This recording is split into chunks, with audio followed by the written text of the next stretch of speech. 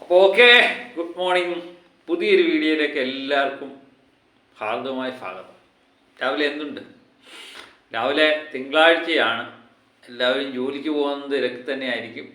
ഏതായാലും നമുക്കൊരു ചെറിയൊരു വീഡിയോ ചെയ്തതിന് ശേഷം നമുക്ക് തുടർ പരിപാടിയുമായിട്ട് മുന്നോട്ട് പോവാം.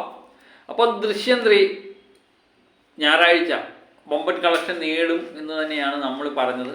അത് ശരിവെക്കുന്ന കണക്കുകൾ തന്നെയാണ് പുറത്തു വന്നിരിക്കുന്നത്. ഞായറാഴ്ച ദിവസമായ ഇന്നലെ 9,70,00,000 കേരള ബോക്സ് ഓഫീസിൽ നിന്ന് കിട്ടിയിരിക്കുന്നത്. അപ്പോൾ ചെറിയ മാറ്റങ്ങൾ ഉണ്ടാകാം. കാരണം ടോട്ടൽ കാൽക്കുലേഷൻ വരുമ്പോൾ ചെറിയ മാറ്റങ്ങൾ ഉണ്ടാകാൻ സാധ്യതയുണ്ട്.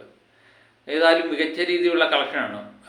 ശനിയാഴ്ച 9,25,00,000 കളക്ട് ചെയ്തപ്പോൾ ഇന്നലെ 9,70,00,000 ഞായറാഴ്ച ദിവസം കളക്ട് ചെയ്തത്.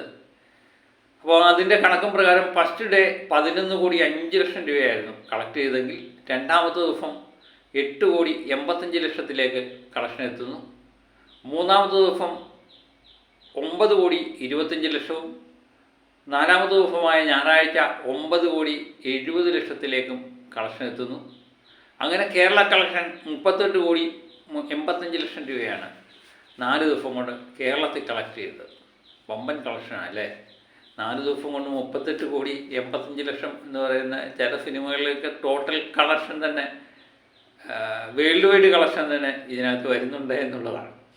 അങ്ങനെ ലാലേട്ടൻ ചിത്രമായ ദൃശ്യം 3 കേരള ബോക്സ് ഓഫീസിലും വമ്പൻ കളക്ഷനാണ് ഉണ്ടാക്കുന്നത്. അതുപോലെ മികച്ച രീതിയിലുള്ള ടിക്കറ്റ് വിൽപ്പനയായിരുന്നു ഇന്നലെയും കണ്ടത്. നമ്മൾ പല ടിക്കറ്റിൻ്റെ കാര്യം 4-5 ലക്ഷം തൊട്ട് ആദ്യ ദിവസം 5 ലക്ഷമായിരുന്നു, രണ്ടാമത്തെ ദിവസം 4 ലക്ഷത്തിൽ ചിലവാനമായിരുന്നു, മൂന്നാമത്തെ ദിവസം 3 ലക്ഷമായിരുന്നു, നാലാമത്തെ ദിവസമായപ്പോൾ 2,73,960 ടിക്കറ്റാണ് ഇന്നലെ ഒറ്റ ദിവസം കൊണ്ട് 24 മണിക്കൂർ കൊണ്ട് വിറ്റത്. അപ്പോൾ നേരത്തെ തന്നെ നമ്മൾ പറഞ്ഞത് ബുക്ക് മൈ ഷോയിൽ തന്നെ 20 ലക്ഷം ടിക്കറ്റാണ് ദൃശ്യം 3യുടെ കഴിഞ്ഞ ദിവസത്തെ കണക്ക്. അപ്പോൾ ഇന്നത്തെ കളക്ഷൻ കൊണ്ടുപോകുമ്പോൾ 22 ലക്ഷത്തിന് മുകളിലേക്ക് മാറാനുള്ള സാധ്യതയുണ്ട്. അങ്ങനെ 2 മില്യന് മുകളിൽ ടിക്കറ്റ് വിറ്റ ഒരു ചിത്രമായിട്ട് ദൃശ്യം 3 മാറിയിരിക്കുന്നു. ഇതിൽ 4 ദിവസമേ ആയുള്ളൂ, ഇനിയും ദിവസങ്ങൾ കിടക്കും അല്ലേ? അപ്പം പുതിയ ദൃശ്യം വിശേഷങ്ങളും ഒക്കെ ആയിട്ട് വീണ്ടും ഞാൻ എത്താം. രാവിലെ ആയിട്ട് ഇത്രയൊക്കെ മതി.